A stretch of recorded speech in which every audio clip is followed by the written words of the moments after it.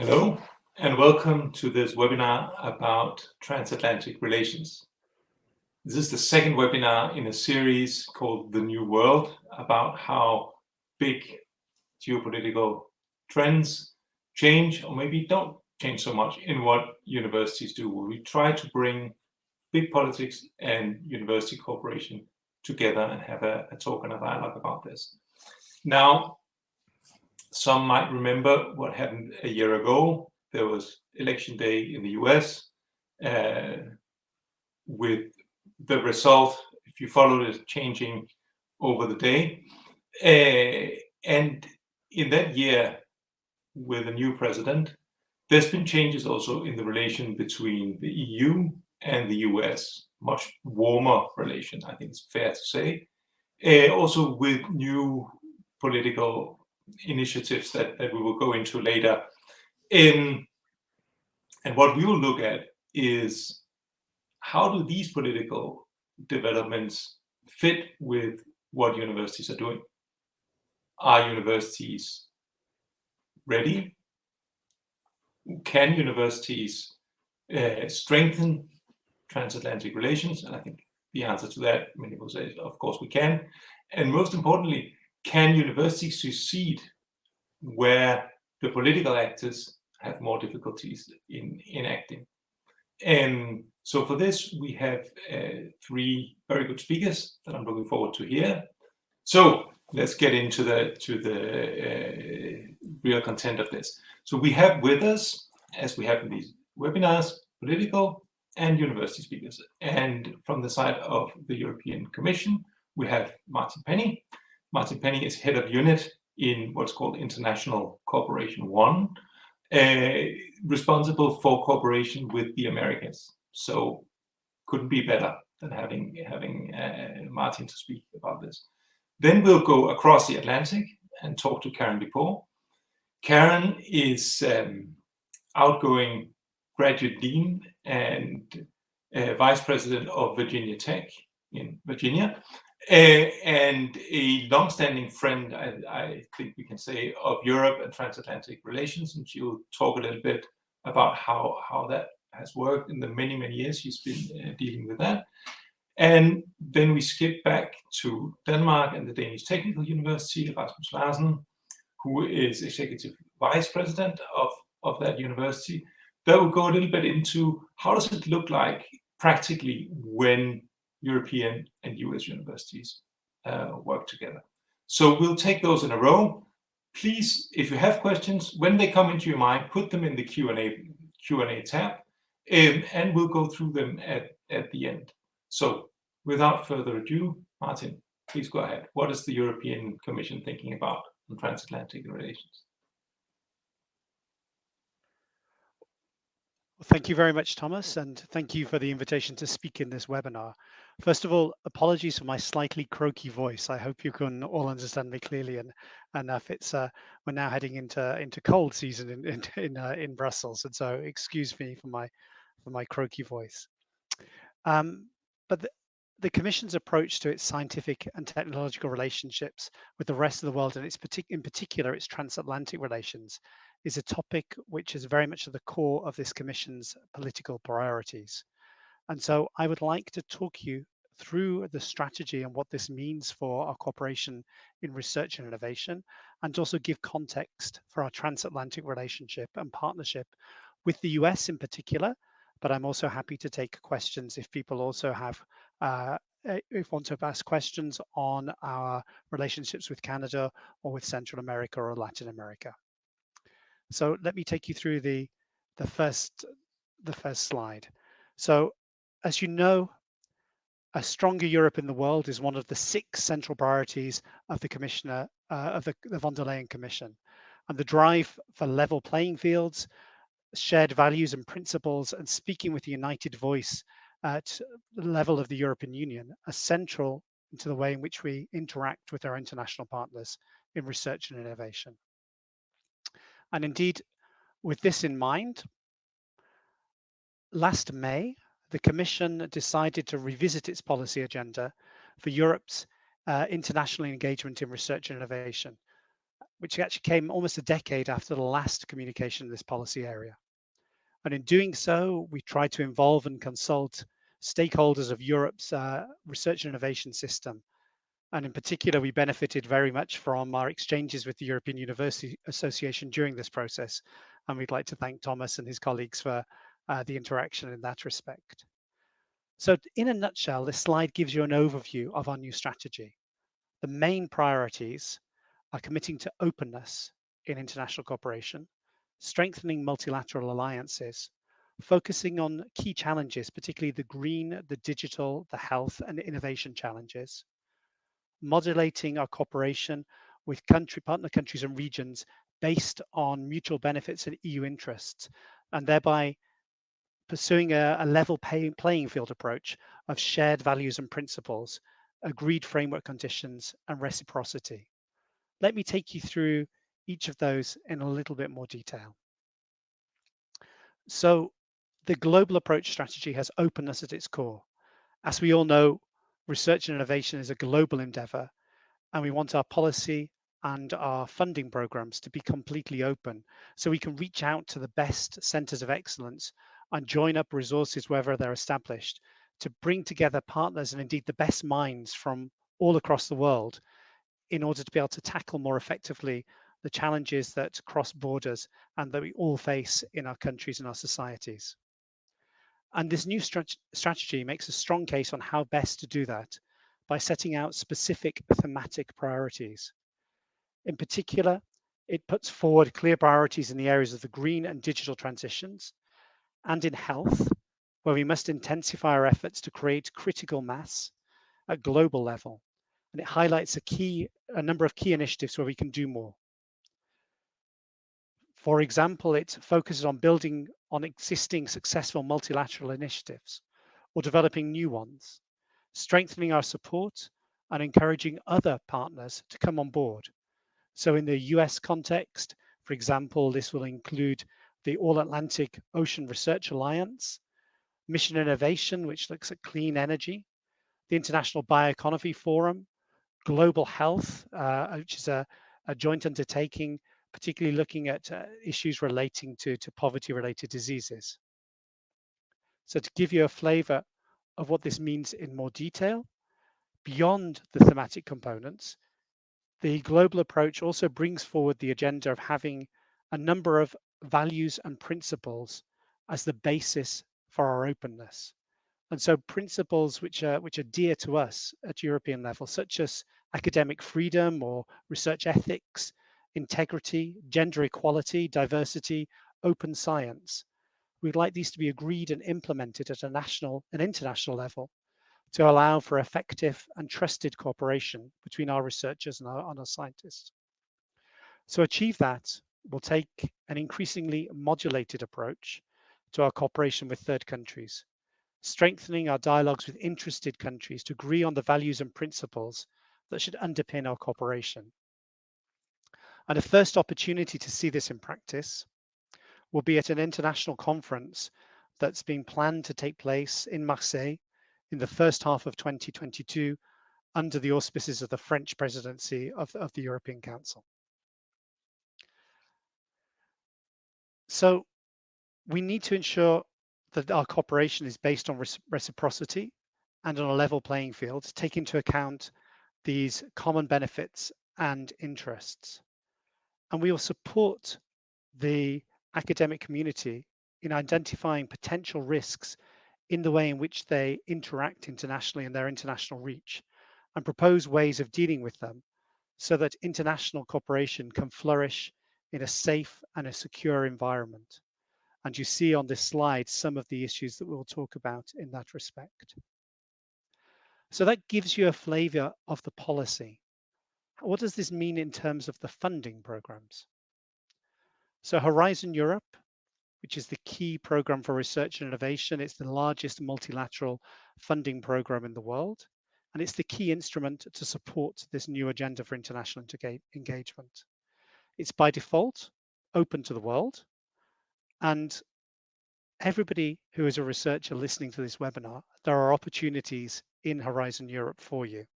And we want to send the message that researchers and innovators from all over the world are invited to join with European researchers, to join consortia and to submit proposals.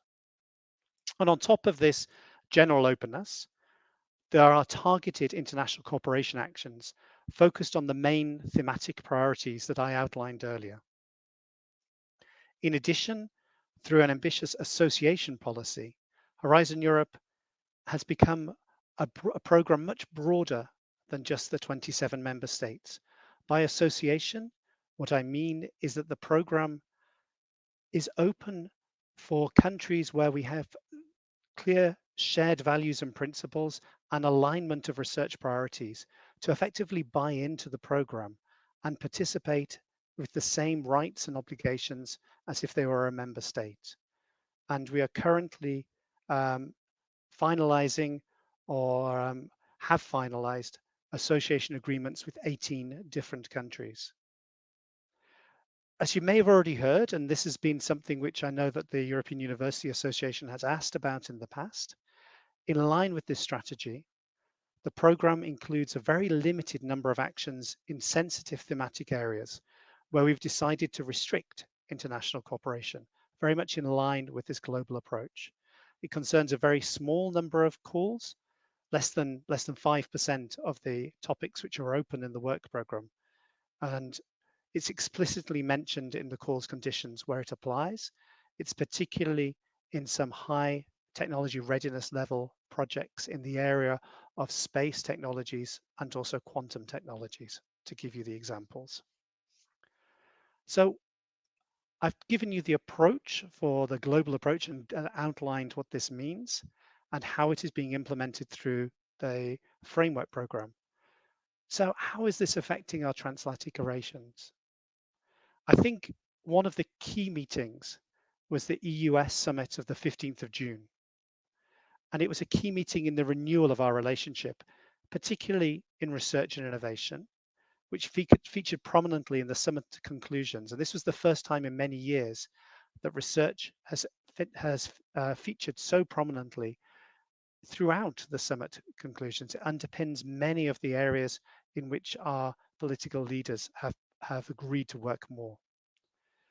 In particular, 2 new fora were established by the summit.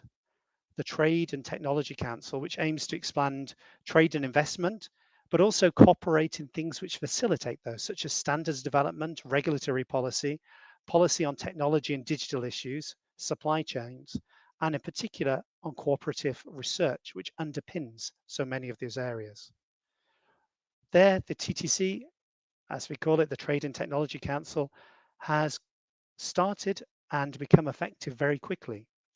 From the summit being announced in the summit on the 15th of June, the first ministerial meeting under the TTC took place on the 29th of September, and the outcomes were set out in what's known as the Pittsburgh Statement. And in terms of research and innovation, that include shared values in developing trustworthy or responsible artificial intelligence, and also on identifying gaps in the semiconductor value chain and strengthening semiconductor ecosystems. Under the TTC, 10 different working groups have been established, and research and innovation features prominently in several of those, most notably in a new working group looking at climate and clean technology, where we are actively developing a plan of actions of mutual interest with our American counterparts. The second new forum which was set up under the summit is the Green Tech Alliance. This focuses more on the deployment of technologies and on business-to-business collaboration, building on the outcomes of research and innovation. So it's informed by research and innovation, but really takes it to the next step in terms of bringing solutions to the market in a more effective way, looking at market bottlenecks and ensuring more regulatory alignment. So in addition to these new fora, which was set out under the summit, our cooperation will continue in the standard fora that we have. The US together and the EU have had an S&T cooperation agreement covering our science and technology relationships since 1998. And this cooperation agreement sets out our mechanism, both for the way in which we work together, but also the way in which we discuss together. There is a joint consultative committee which meets under that, which looks both in terms of what's been successful in the past and also how we can strengthen and further improve our cooperation. In addition, there is a dialogue on energy issues relating to research and innovation through a specific technology working group of the EUS Energy Council. And the next meeting of the Energy Council is foreseen for the first half of next year. I spoke a lot in my opening remarks about multilateral initiatives, and this is where a lion's share of our interaction with the US takes place. I've mentioned already Mission Innovation, which is a multilateral program looking at clean energy, and also the All-Atlantic Research Alliance. They're both recognized as very successful international initiatives where the EU and the US should and indeed will further strengthen their coordinated approach to increase the capacity of these alliances to achieve their goals. Other examples, I've given you some here, include the IPCC, very topical today, of course, with what's going on in Glasgow, our cooperation on rare diseases, infectious diseases through GLOPIDAR, chronic diseases, and by that I mean things like hypertension, diabetes, lung diseases, mental health, cancer, through the GACD. Also the Human Frontier Science Program, which again is a multilateral program involving different partners, particularly those involved in the G7, looking at fundamental biosciences research. The UN Intergovernmental Science Policy Platform on Biodiversity and Ecosystems Research, animal health, and there's many others. And one of the changes I think which will help in all of your cooperation as universities at European level with your American counterparts is under the Horizon Europe program, a new associated partner status, which will facilitate the participation of US entities, because will allow for partners who carry out work but don't receive funding from the framework program, which is the standard case for US partners, for them to not sign the grant agreement, but instead to be linked to one or more of the beneficiaries, or indeed of the whole consortium, without being bound legally to abide by the whole of the same contract principles that the European partners need to align with. Of course, you will need to agree some key conditions, such as your proper implementation of the action, how you deal with conflicts of interest, how you deal with records keeping, how ethical issues are dealt with, confidentiality and security, and so on. But this new approach has been strongly welcomed by our US counterparts as a way of facilitating cooperation with Europe, and I hope you'll take advantage of that. So I hope that gives you a flavor of how we engage at European level, how you can engage at European level through the framework program, and how this can be facilitated through the new conditions under Horizon Europe. Thank you very much, Thomas. Thank you, Martin. So very, very thematic and build around the Horizon program, if I get you right. So let's get back to questions about this later. I can see some already coming in, but don't be shy. Put them there in the Q&A tab. Let's move over to Karen. Long experience in the field. How do you see what has happened in the past and what is happening now? Please. Okay. Well, I'm delighted to be here. Thomas, thank you very much for the invitation. I'm happy to share with you a program that we have been offering at Virginia Tech for 15 years, as I will show you.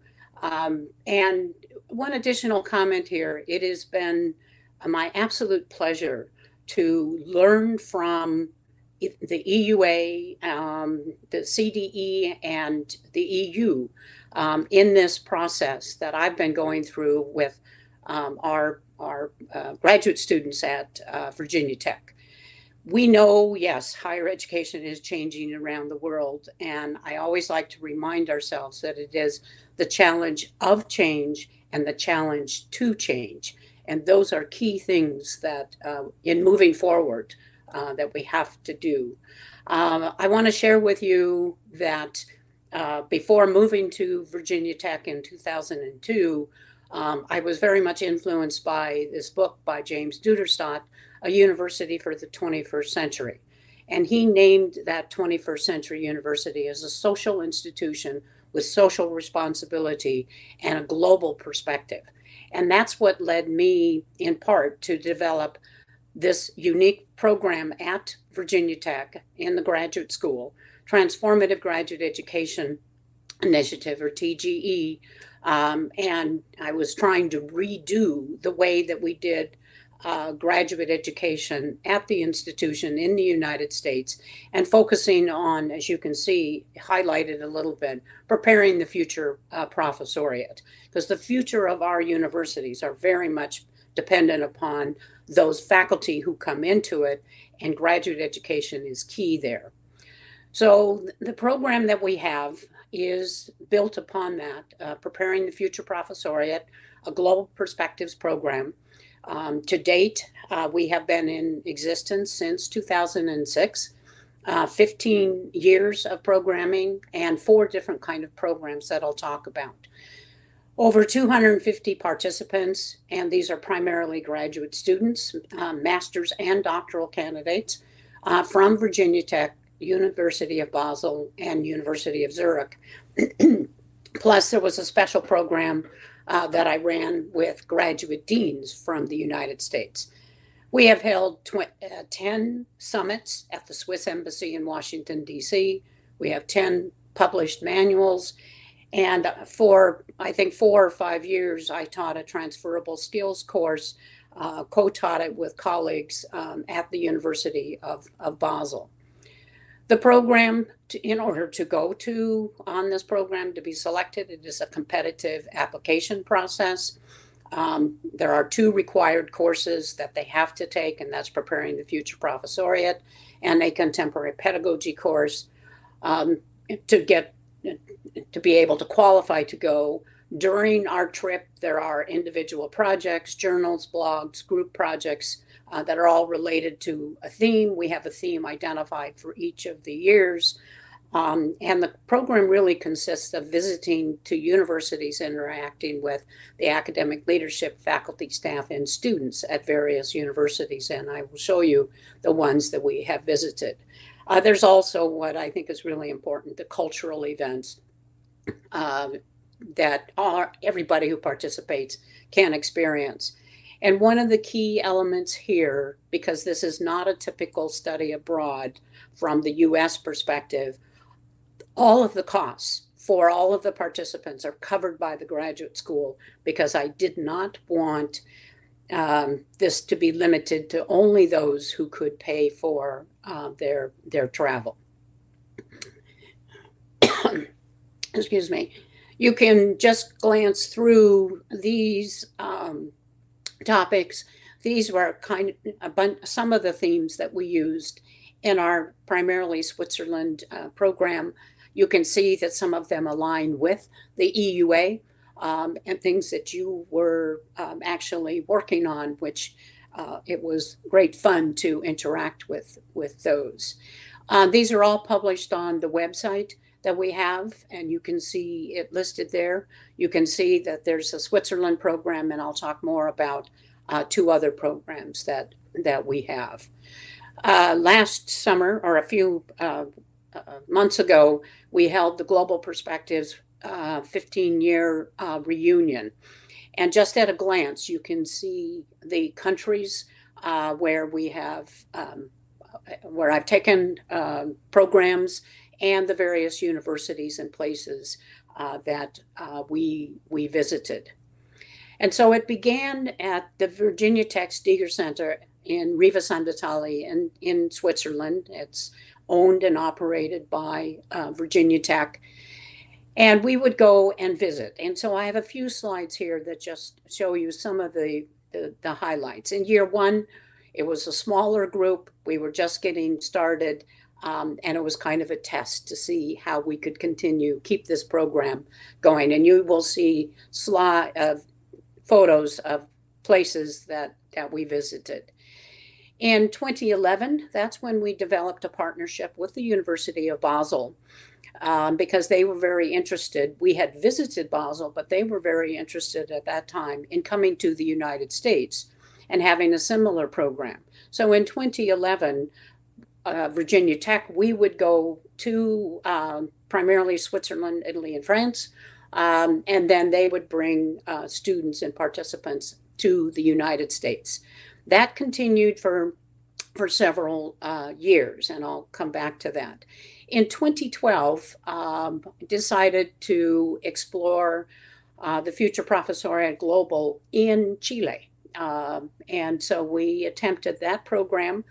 We were only able to do it 1 year. It is not as easy to travel in Chile as it is in Europe. But it was a successful program. Also in 2012, my colleagues, some of the graduate deans, very much wanted to have the experience that our graduate students were having. They wanted to develop these programs at their own institutions. And so you can see that I did take a group of graduate deans, and you'll probably recognize, I hope, 3 people in one of the slides that were very much mentors for me in developing the program and for the graduate deans. In 2016, we changed away from Switzerland bringing students to the United States, and instead we partnered with Basel and Zurich, and we held a seminar at Riva San Vitale in the Ticino area. We continued all of those programs until the pandemic.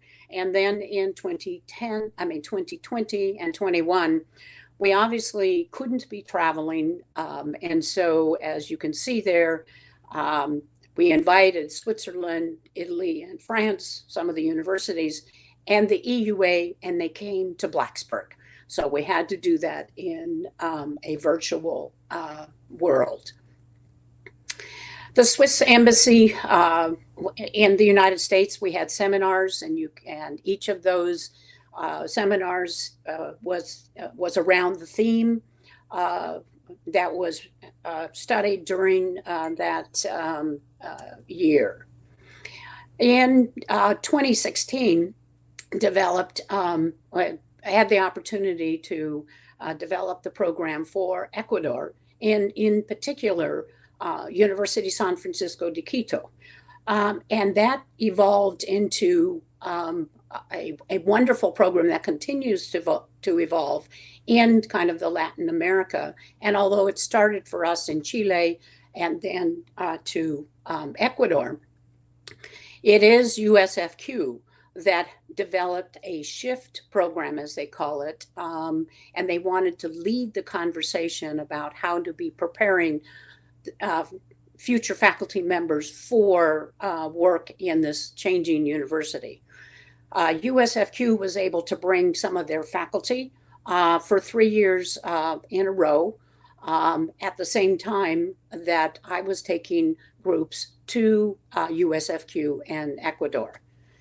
What is very unique and wonderful about this program is USFQ was able to develop the SHIFT program, which is a 21st century faculty program, where they are trying to implement and better prepare their current faculty to work in this 21st century university. We had planned a Latin America Transformative Higher Education Conference in the Galapagos, and unfortunately that was canceled. It still might be in the works, but in the meantime, what is happening is we at Virginia Tech this summer will be hosting visits from 5 universities in 3 Latin American countries to come to Virginia Tech to learn more and share with our faculty here, as well as the future faculty, in how we prepare and advance higher education. I want to go quickly through some of the impact. and I will, excuse me, go through these. 48% in 2017, 48% of the individuals who participated did respond to the survey. Here you can just see generally the types of programs, the degrees that are being sought at both the Virginia Tech and in this case, the University of Basel. So it's very diverse, cutting across almost all of the colleges at Virginia Tech. How did the program impact your skills? You can see just quickly at a glance that it was a very positive response in terms of satisfaction, communication skills, professional skills, knowledge, and insights. A couple of quotes that one continued my international experience and fluency and motivation to work within the academic framework in academia. Why did these individuals from Basel or Virginia Tech choose the program? You can see that although some of them thought it was a free trip to Europe or the United States, it was really the interdisciplinary experience, skills development, job marketing, personal development. And a few quotes here as well. Wanted to develop transnational network, understand the landscape of higher ed, and make decisions about where one wanted to work. I highlight here the second to last sentence, increase the soft skills and further knowledge, and this individual hopes that the program continues. From Virginia Tech side, an individual has been in higher ed since 2006, and they want to be a leader in their research field and are. We did a more recent survey in 2021 to see where these individuals were going. As you can see, most of them did go into academia. That was the original goal, but yet it has value for those who are outside academia as well. Here you can see listed the positions that they got either in academia or outside of academia. To what extent did the GPP influence the development of collaborations, professional friendships, global involvement, greater understanding, global awareness? You can see that in those areas, especially global awareness and higher education, that there was a moderate to extremely influential. And this is where we will be able to make changes and develop the partnerships. These three quotes are really from individuals who did not go into higher education, into academia, but did find those skills very useful as well. And I see that those who are in academia and outside are partners in moving forward. Here's two quotes from individuals who stayed in academia, and the one on the left, they're both very, very important, but the individual said, "We met regularly, held exchanges, and published a special issue of a journal. GPP was instrumental by instilling confidence that something could be possible." So what we have done in our Global Perspectives program is give opportunities for individuals to collaborate, meet, interact with, so that we can continue to change the programs for the future. So thank you very much, and I look forward to the Q&A later on. Okay, thanks, Karen. I think you gave a very good cue to the handout section as well on this platform. So if you go to the right, you'll find this handout, and there is actually a report that we made a couple of years ago on transatlantic dialogue that goes into the issues you mentioned about the social responsibility of universities, and that was really particularly it's from 2018, I think. Back then, an area where we could really have a very dense dialogue across the Atlantic. So if you're interested in that, it's in the handout section together with a link to the webinar we had a month ago, and Martin put a link to the Commission communication as well. So that was a bit of a side note.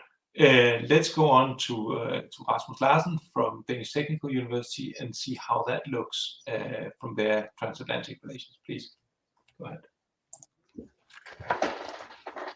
Thank you very much for the invitation to talk today on transatlantic collaboration, on international collaboration, which is a subject that is very important and very dear to us.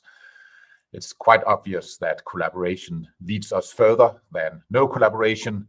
Standing on shoulders of others, inviting others to stand on our shoulders, puts us much more forward than if we just stand on each other's toes. So I would like to start by saying a little bit about my own university in the context of international collaboration, before coming into some of the effects that drives collaboration. So our university was founded almost 200 years ago on the initiative of Professor Hans Christian Ørsted, whom you see in the picture here. Now, Ørsted had a few years prior to the founding of the university discovered the relation between electricity and magnetism.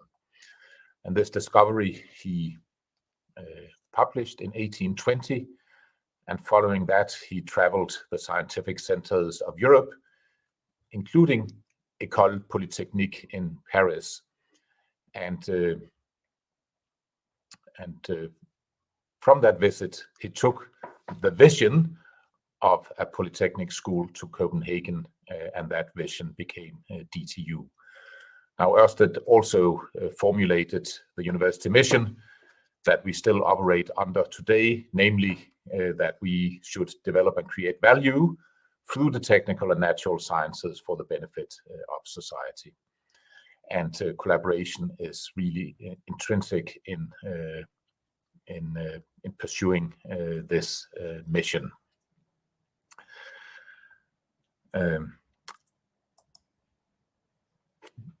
Here you see a map of the world, and in the small inset a map of Denmark, and you can see that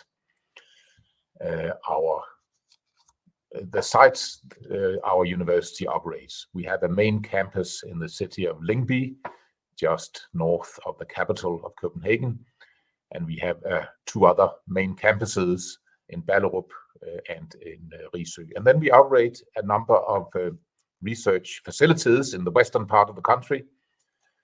I would like to emphasize the two wind turbine test facilities that are placed on the west coast of Denmark. Now, we operate these, and wind turbine manufacturers from around the world come to us and test their turbines. The reason of that is, of course, because we provide a test facility, and also that we can more or less guarantee that the wind blows on our west coast. And research facilities are access to research facilities is really an important part of international collaboration. Researchers would like to come where they get access to excellent facilities. Out of the city of Hirtshals in the northern part of Denmark, which is also marked on the map, we operate an Arctic and ocean-going research ship that allows us also to navigate around Greenland, which is also part of the Kingdom of Denmark. And you can also see in the world map that we have a campus in Greenland in the city of Sisimiut, a campus where we educate engineers in Arctic technology, the things that are special to human operations in the Arctic under the extreme conditions that we have there building, but also in industrial relevant programs like fisheries, technologies, and so on.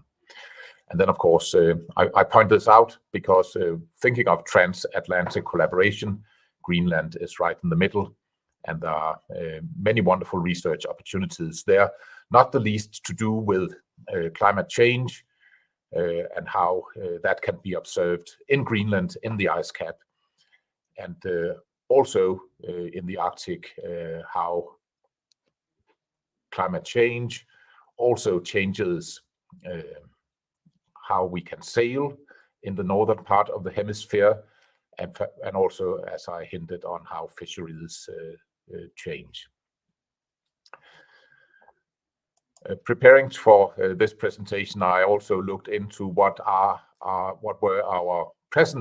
is the status of transatlantic collaboration. So this is a map that shows where the co-authors of our publications come from. So we, in this 5-year period that is studied here, we have at our university 25,000 Web of Science publications, and you can see more than 4,000 of those were co-authored by colleagues from the US. Second largest collaborating country was China, and then after that a list of the European countries. And in fact, more than 70% of the publications from our university are co-authored by authors outside of Denmark, and you can see that they come from many countries. And if we look a little more closely on the US collaborations, our publication database lists a number, or lists where do our collaborators come from, and you can see that they come from different universities and US institutions. I included on the bottom of this list here colleagues from Virginia Tech, and we can see that we had in the 5-year period 40 co-publications with Virginia Tech. And if I single out one of the universities, Stanford University, we can also see that we collaborate on which fields we collaborate on, and with Stanford University we collaborate on physical chemistry, multidisciplinary chemistry, material science, astronomy, and astrophysics, which is really an very international collaborative field, and multidisciplinary science. And also interesting, what you can see from publication databases, from the metadata in publications, is who has funded this research. And if you look in the funding list here, you can see a number of US funding agencies, the National Science Foundation, the Department of Energy, the NASA, the NIH, even the UK Space Agency, and then also a number of Danish research public funding agencies like the Danish Council for Independent Research, the European Research Council, and then also notably 2 of the Danish private foundations, the one on top, the Willem Foundation, and in the bottom of this, the Novo Nordisk Foundation, which I'll come back to a little later. And I'm making this point because international collaborations is also conditioned on funding that research that we want to do. The picture in the background here, some of you may recognize the Mars rover that NASA has put on the surface of Mars. What I wanted to highlight is the instrument that you see in front here, pointing towards the stone. It's an instrument called Pixel. It's an X-ray camera that was developed by colleagues from DTU, and this is one of the NASA-founded collaborations that we have across the Atlantic. So one thing that is always important in international collaboration, not just across the Atlantic, are some of the regulations that Martin also hinted at in his presentation. In not a prioritized order here, I mentioned the dual use regulations. Are there regulations that hinder collaborations? It's something that every researcher should be aware of, and And the attention to this, I think, is increasing in all countries with the geopolitical situation. Certainly, we can see in a number of the European countries, this has been on the agenda. Presently on the agenda in Denmark, I'm participating in a committee formed by our Minister of Science on what should be the recommendations to Danish researchers on international collaboration. Second on my list, the general data protection rules, particularly related to health data, and also something that should be considered in international collaboration. How do we secure privacy of those who have contributed data to the research? And then, of course, always the IP issue.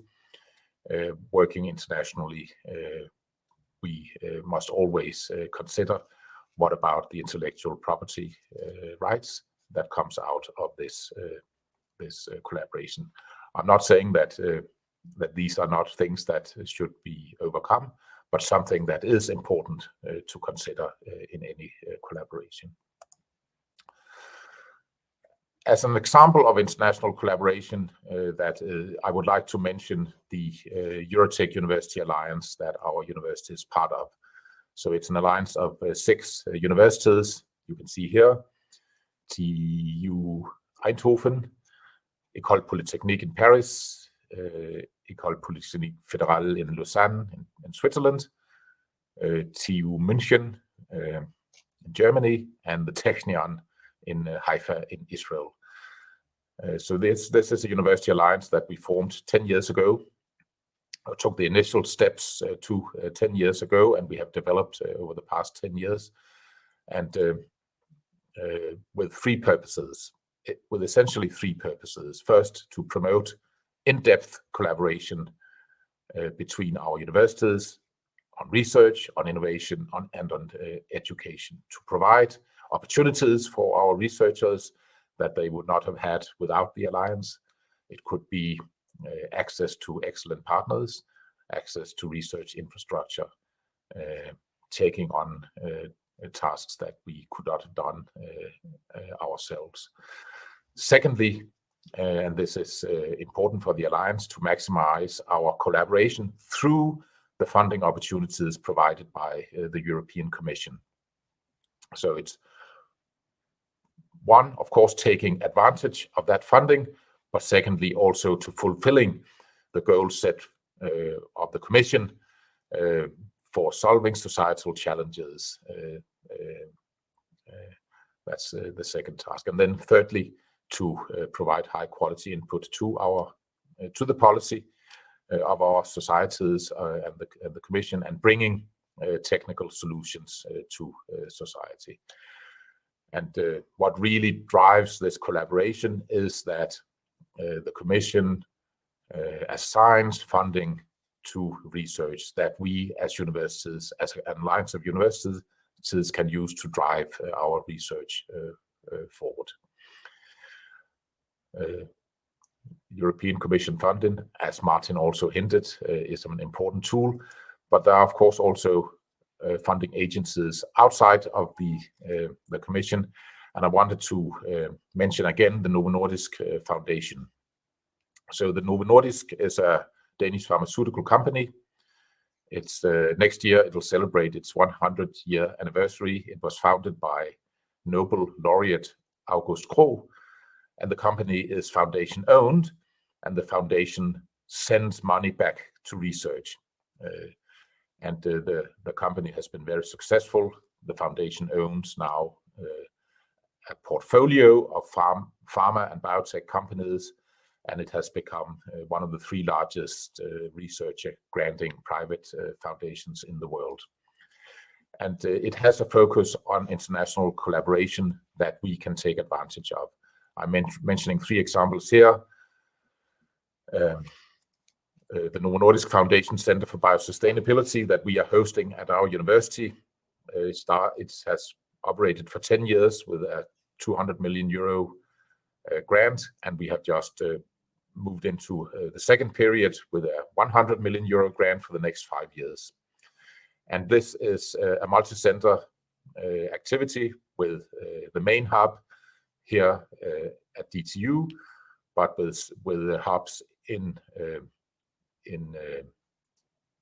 at the University of Queensland, at KAIST in South Korea, but most importantly at the UCSD, University of California at San Diego, where the director of the center also resides.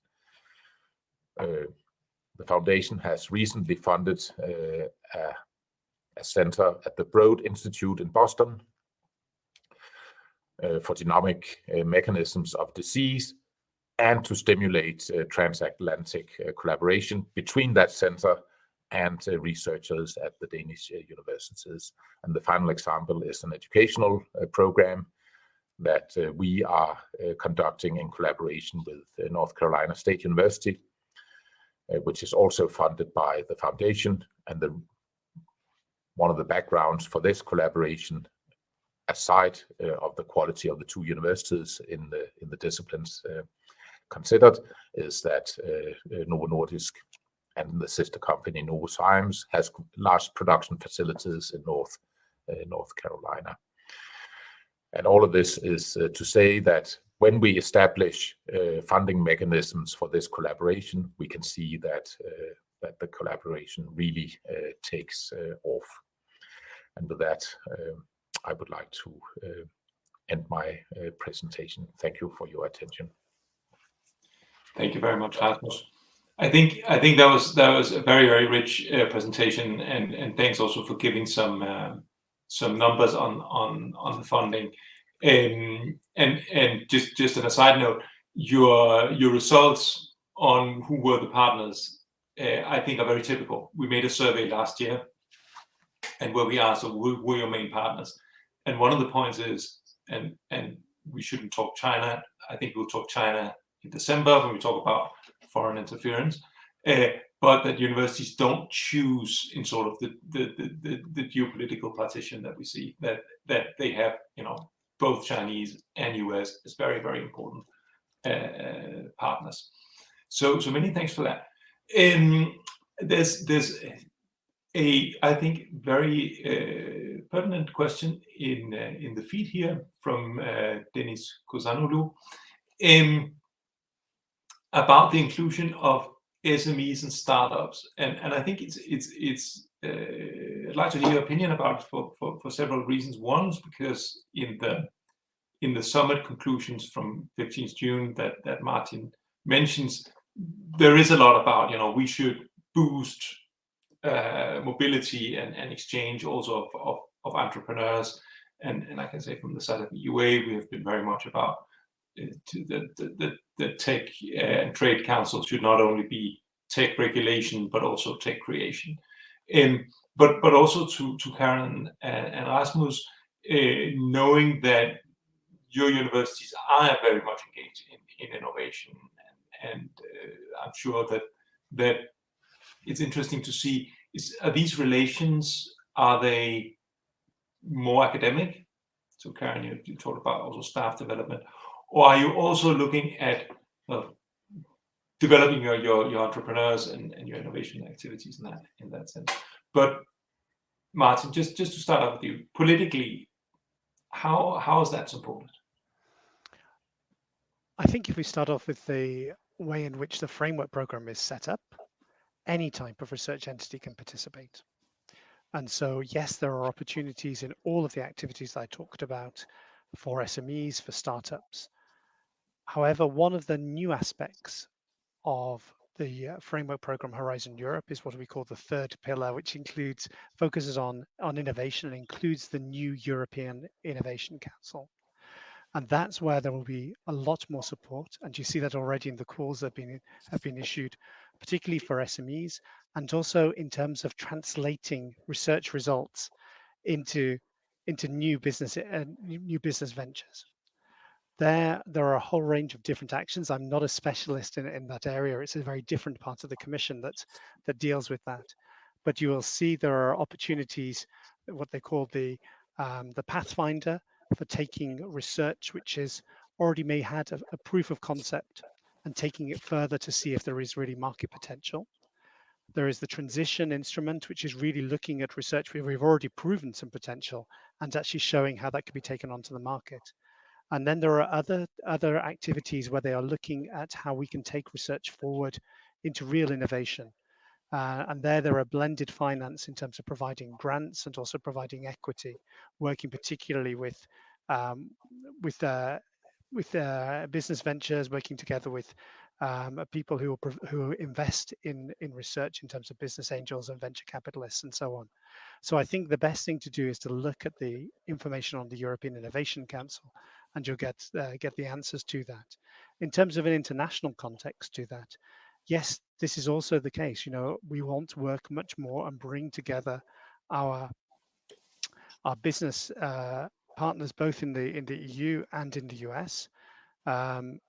We see there's plenty of potential for cooperation. As Thomas, you said, this is one of the things which we'll be talking much more on how we can facilitate that through the Trade and Technology Council. You've seen that, for example, in the Pittsburgh statement, looking at how we can improve our cooperation in terms of semiconductors and looking at the whole innovation ecosystem for semiconductors.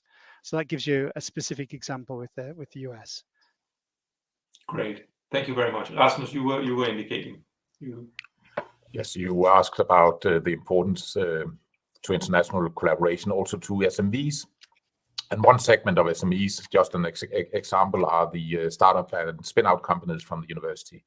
So we have about 100 of those every year, some of them student startups, some of them from staff or our research.